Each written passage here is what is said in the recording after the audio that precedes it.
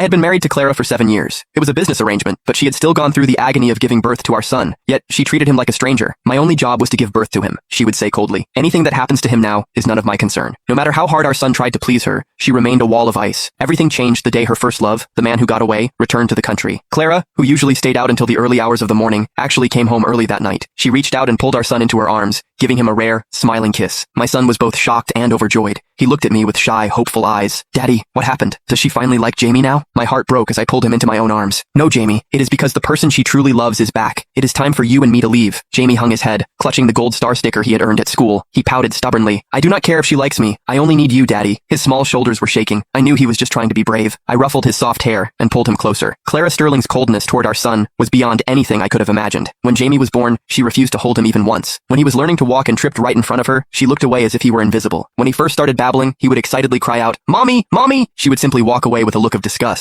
It was as if Jamie's very presence poisoned the air she breathed. But Jamie was persistent. He would call out to her again and again, chasing her small shadow until he was ignored so thoroughly that he would come back to me, defeated. Even then, his love for her never faded. Watching him broke my heart, but I was powerless to change her. Later, when Jamie first learned to write, he scribbled the word "mommy" in shaky letters. He was so excited to show it to Clara. He stood outside her bedroom door, holding that piece of paper like a treasure. His eyes were full of hope. But then, he heard Clara talking to a friend on the phone. Her voice was dripping with resentment. If I had not been worried about the medical risks of ending the pregnancy, I never would have had him. He is not the child I wanted. But I guess he is useful for one thing. At least he secured my position within the family empire. Jamie's little body froze. The paper slipped from his fingers and drifted to the floor. From that day on, he never called her mommy again. Now, he curled up in my arms and whispered, "Daddy, do we really have to leave? She just kissed me. Maybe she finally realized I am a good boy." I looked into his eyes. They were clear and full of a painful mixture of hope and fear. He carefully opened his hand. In his palm sat a small chocolate shaped like a superhero. "Look, Daddy, she gave me this candy. She must like me. She is going to start loving me now. I will be so good, okay?" He was desperate to prove to me that he was a child who could be loved by his mother. My heart felt like it had been pierced by a dull needle. How could I tell him that his mother was only happy because the man who owned her soul was finally back? I hugged him tight and whispered in his ear, "Jamie,